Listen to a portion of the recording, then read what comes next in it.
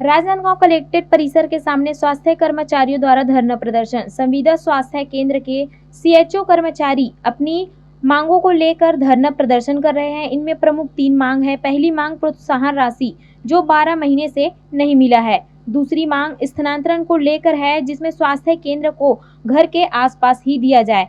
तीसरी मांग में सीएचओ पद से कर्मचारी पवन वर्मा को हटाया गया, जिनका कोई साक्ष्य नहीं है, उनको वापस सीएचओ पद में लाया जाए और ये 3 मांगे अगर पूरी नहीं होती है तो अनिश्चितकालीन धरना प्रदर्शन होगा।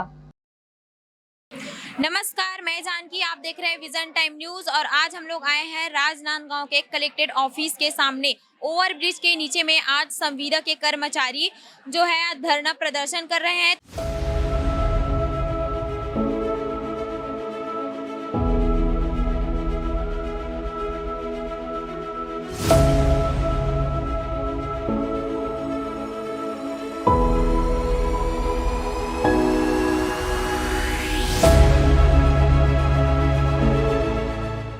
आइए जानते हैं डॉक्टर से जो सीएचओ पद में है। जी सर, बताइए कि आप किन मांगों को लेकर आज धरना प्रदर्शन कर रहे हैं। मैडम, हम लोग प्रमुख तीन मांगे हैं, जिसमें हमारा जो है प्रोत्साहन राशि का मेन मामला है।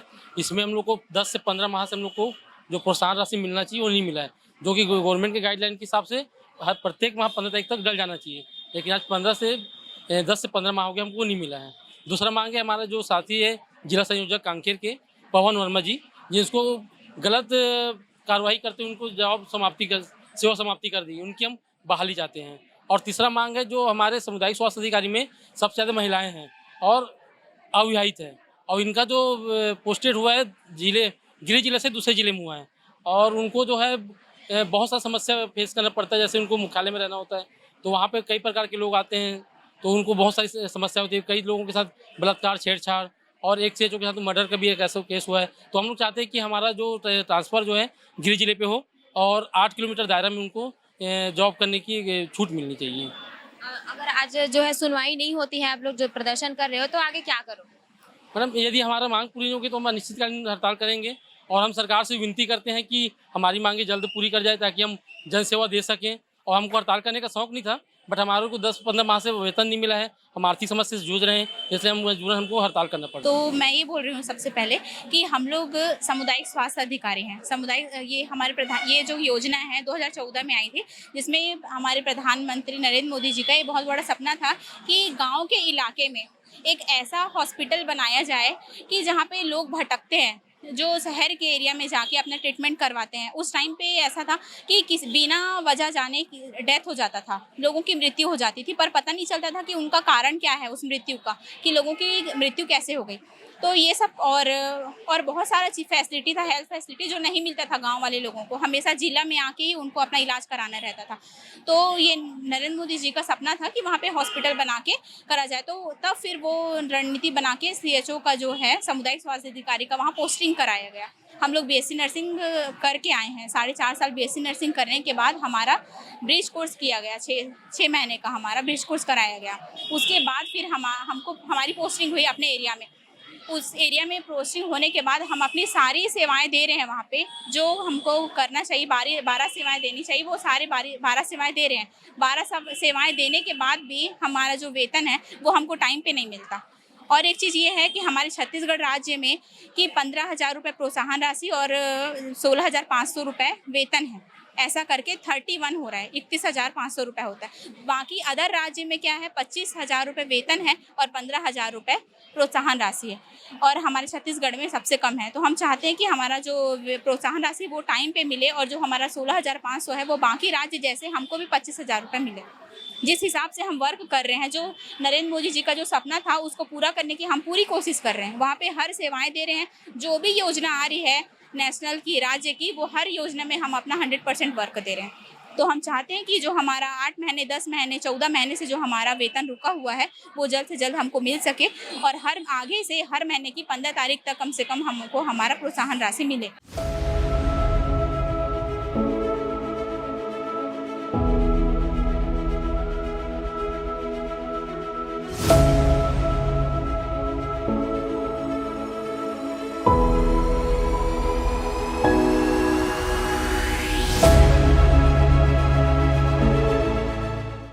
लोग सीएचओ पद के कितने अधिकारी आ जाएंगे?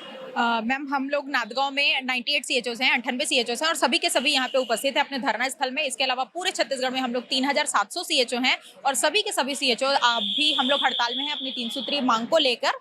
और तीनों, अगर आज आपकी मांग पूरी नहीं होती तो और क्या करोगे? जब तक हम लोग की मांग पूरी नहीं होती तब तक हम लोग इसी प्रकार हड़ताल में रहेंगे और शासन से हमारी ये विनती है कि हमारे हड़ताल को जल्दी से जल्दी वो खत्म करें, क्योंकि हम लोग भी नहीं चाहते कि हमारे हड़ताल की वजह से हमारे गांव की जो आम जनता है उनको किसी भी प्रकार की परेशानी हो। और हमने जो 3 सूत्री मांग रखी है उसमें शासन का कोई एक्स्ट्रा फंड नहीं लगना है। जो भी मांग की है हमने पूरी वैलिड मांग की है, तो इसीलिए शासन से विनती है कि कम से कम वो जो हमारी तीनों मांग है उनको पूर्ण करें। संविदा में कौन कौन सी सेवाएं? मैम हमारे आने से जब हम लोग नहीं थे तब ओनली सिर्फ वैक्सीनेशन मतलब टीकाकरण का और डिलीवरी का सुविधा था और एक एएनएम जो है गृह भेंट करती थी। लेकिन हमारे आने के बाद से वहाँ 12 प्रकार की सेवाएं मिल रही हैं। 12 प्रकार की सेवाओं में है हमारा जो डिलीवरी सेवा है, आरआई मतलब जो वैक्सीनेशन है उसका निरीक्षण करना है, साथ में ओपीडी सर्विस देनी है। ओपीडी सर्विस में बहुत सारी आते हैं, जैसे गांव में बहुत सारी बीमारियां हैं, छोटी बीमारियां, सर्दी खांसी बुखार से लेके बीपी शुगर है, उन सबका फॉलोअप करना है। आँख कान से रिलेटेड छोटी छोटी परेशानियां हैं, उन सबको हम लोग चेक करते हैं। अगर हमसे ट्रीट नहीं हो पा रहा तो फिर जाके हम आगे रेफर करते हैं। तो मैम मेन मोटिव यही है हमारे वहाँ पदस्थापना का कि अगर हम जाते हैं तो हर एक बड़ी बीमारी के लिए आम जनता को बड़े हॉस्पिटल में ना जाके छोटे हॉस्पिटल में ही उनका इलाज मिल जाएगा। इससे वहाँ भी ऊपर जो लेवल है वहाँ भी बर्डन नहीं होगा और बहुत सारे बर्डन हम लोग सॉल्व आउट कर देते हैं। दूसरी बात, डिलीवरीज का सर्विसेज हम लोग देते हैं। जितने प्रकार के राष्ट्रीय कार्यक्रम चल रहे हैं वो सारी सर्विसेज देते हैं। पहले हम लोग नहीं थे तो वहाँ क्या है, जांच की सुविधा मिली थी। जांच की सुविधा मतलब 14 प्रकार के जांच होते हैं, जैसे कि क्या बोलना चाहिए, बीपी हो रहा है, शुगर हो रहा है, रैंडम ब्लड शुगर हो गया है, अपना यूरिन जांच का सुविधा वहाँ पे मिल रहा है। ऐसा करके हम लोग 14 प्रकार का जांच सुविधा देते हैं, 12 प्रकार का ऐसी सेवा देते हैं। ठीक है मैम। और उसके अलावा हाट बाजार हम लोग संचालित करते हैं, बीच बीच में आउटरीच सेशन जैसे लगाते हैं। कई कई गांव ऐसे हैं जहां हम लोग जाके 2 दिन 3 दिन वहां पे आउटरीच सेवा देते हैं। तो वहां के जो ऐसे मरीज हैं, जो वृद्ध मरीज हैं, जो हमारे तक चल के नहीं आ पाते हैं या आगे चल के नहीं जा पाते हैं और कारण उन लोग को मृत्यु का सामना करना पड़ रहा है, तो ऐसे लोग को हम लोग सेवा देते हैं, जिसको हम लोग वयोवृद्ध सेवा कहते हैं। साथ में जो बालिकाएं हैं, किशोरियां हैं, उनका एचबी जांच करना, सिकलिन जांच करना भी सरकार का बहुत बड़ा ये भी चला है कि सिकलिन उन्मूलन रहता था, तो उसमें भी हम लोग जांच करते हैं। और मैम जैसे फिजिकल वर्क के साथ साथ में हम लोग सारी चीज़ का ऑनलाइन रिपोर्टिंग भी करते हैं, जो कि भारत सरकार भी उसका क्या बोलना चाहिए, भारत सरकार भी उसको देखती है। ऑफलाइन काम के साथ साथ पूरा ऑनलाइन एंट्रीज हम लोग करते हैं। जैसे कि अभी कोविड में आया कि आप डॉक्टर के पास नहीं जा रहे हो तो आप एक टीवी के थ्रू आप डॉक्टर से कनेक्ट हो सकते हो, लेकिन आम जनता कैसे कनेक्ट होगी, वो लोग तो कनेक्ट नहीं हो सकते। तो हम लोग क्या करते हैं, हम लोग अपने से अपने डॉक्टर को कॉल करते हैं। जो चीज़ हमसे सॉल्व नहीं होता, पेशेंट बगल में बैठा रहता है, हम डॉक्टर को कॉल करते हैं और डॉक्टर उनको जो भी प्रिस्क्रिप्शन है वो देते हैं। इस हिसाब से उन लोग को बड़ी सेवा भी हम लोग वहाँ तक प्रोवाइड कर रहे हैं। तो टेली कंसल्टेशन हो गया है। एनसीडी एक बहुत बड़ा चीज़ है जिसकी वजह से आज बहुत सारे लोग को मृत्यु तक जाना पड़ रहा है। एनसीडी में बहुत सारी चीज़ें आती है, जैसे बीपी हो गया, शुगर हो गया, किडनी डिसीजेस हो गया, ओरल कैंसर है, सर्वाइकल कैंसर है, ब्रेस्ट कैंसर है। तो ऐसे कैंसर का भी क्या करते हैं हम लोग, वहाँ पे स्क्रीनिंग करते हैं, उनकी जांच करते हैं और जहाँ तक ट्रीटमेंट हम लोग से पॉसिबल है हम लोग करते हैं और उसका बड़े लेवल पे आता है तो फिर उन लोग को किया जाता है।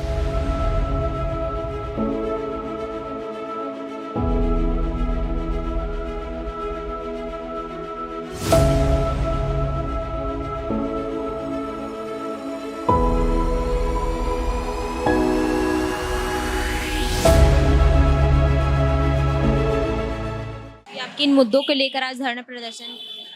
हमारा तीन मुख्य मुद्दे हैं। सबसे पहले तो आर्थिक पीएलपी है हमारा, है ना। तो पीएलपी है, प्रोत्साहन राशि है, वो हमें टाइम पे नहीं दिया जा रहा है। तो हम ये चाहते हैं कि हमारा जो लंबित जो प्रोत्साहन राशि है वो हमें टाइम पे दिए, और जो 10 महीने से हमें नहीं मिला है और 15 तारीख तक आगे आने वाले उसमें समय में 15 तारीख तक वो हमें भुगतान किया जाए।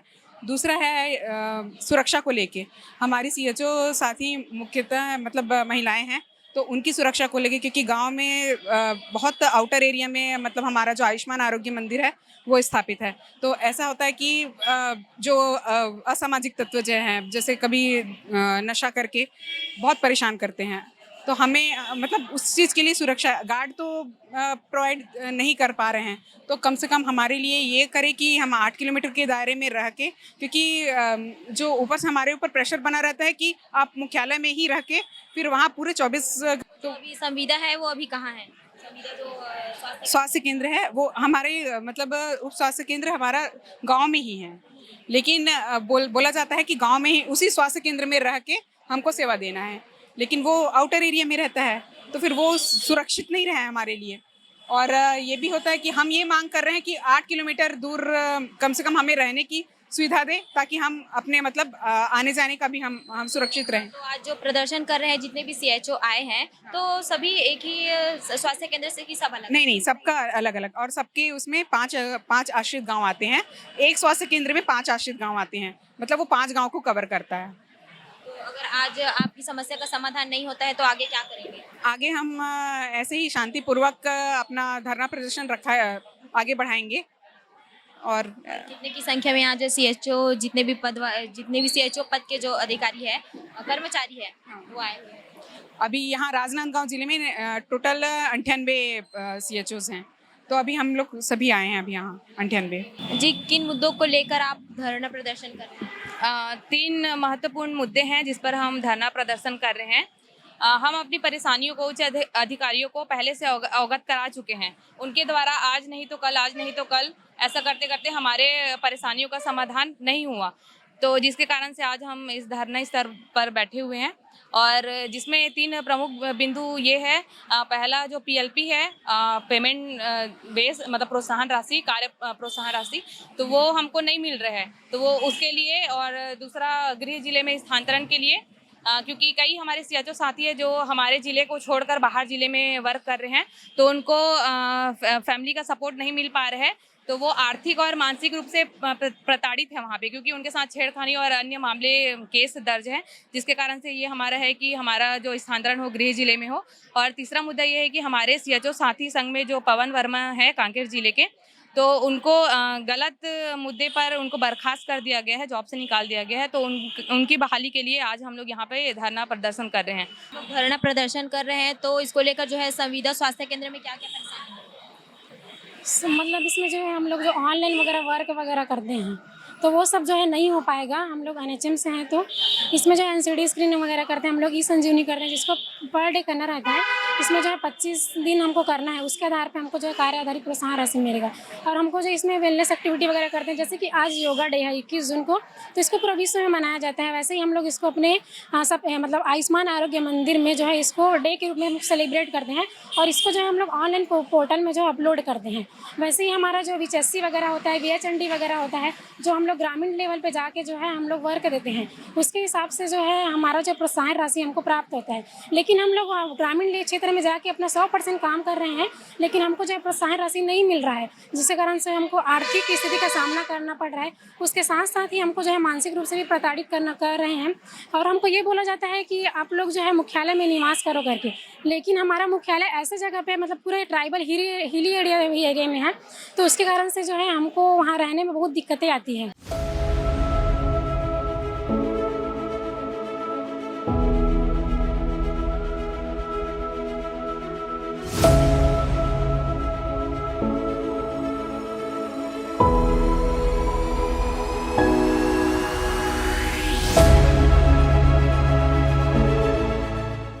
जी, आप किन परेशानियों को लेकर और यहाँ पे आप लोग धरना प्रदर्शन कर रहे हैं, तो संविदा स्वास्थ्य केंद्र में बाकी मरीजों को क्या क्या परेशानी है?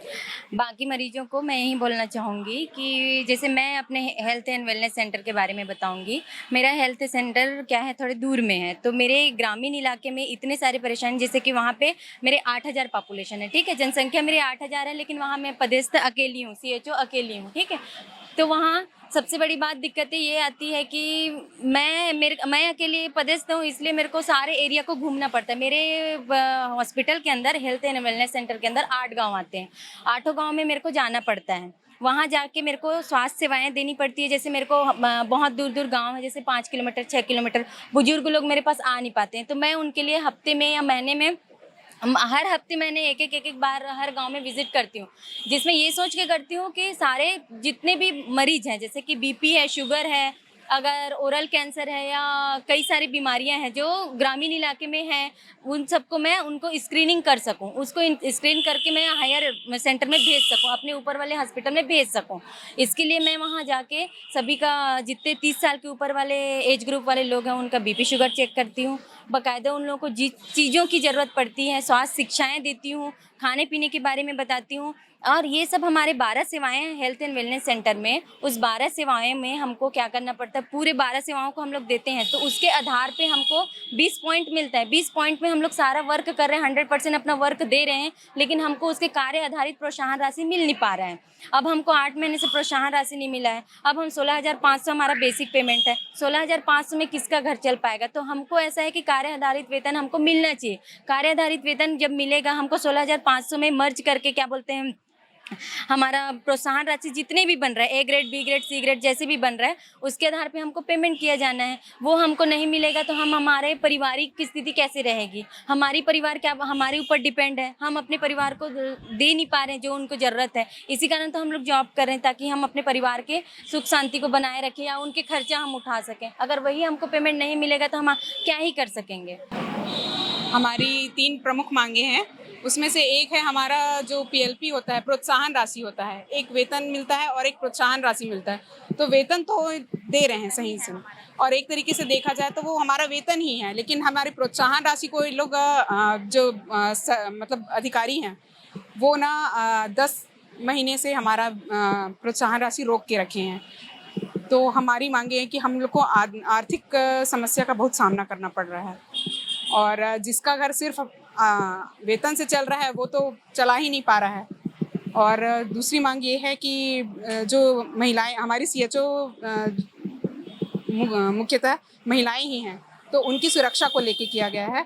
और मुख्यालय में रहने के लिए जो प्रेशर डाला जा रहा है, तो हम ये चाहते हैं कि 8 किलोमीटर के दायरे में रह के हम अपना कार्य और अच्छे से करें, क्योंकि जब तक हम एक हेल्थ वर्कर हैं, जब तक हम मतलब अपनी हेल्थ को, चाहे वो मानसिक हो चाहे वो शारीरिक हो, हम उसको अच्छे से नहीं रखेंगे, तब तक हम बाकियों का क्या हेल्थ सर्विस देंगे हम। बस यही है। और एक है हमारी जो साथी हैं उनको बर्खास्त कर दिया गया है गलत तरीके से, तो उनकी बहाली के लिए किया गया है। ये 3 प्रमुख मांगे हैं हमारी। जब तक हमारी तीनों मांगे पूरी नहीं होंगी तब तक हम हड़ताल में अभी बैठे रहेंगे, लेकिन शांतिपूर्ण अनिश्चित हड़ताल करेंगे।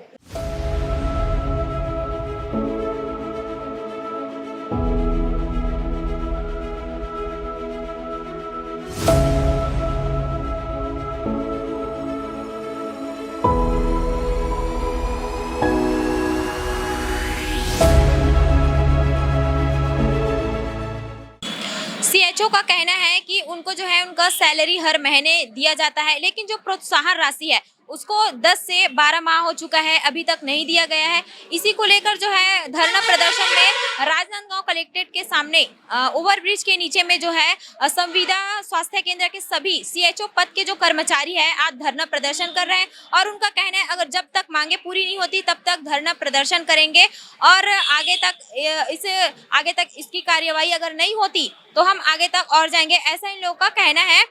और यहाँ इसमें जो है अलग अलग क्षेत्रों से सभी संविदा कर्मचारी आए हुए हैं। इसी के साथ मैं जानकी, कैमरा पर्सन विपेंद्र वर्मा के साथ विजन टाइम न्यूज राजनांदगांव।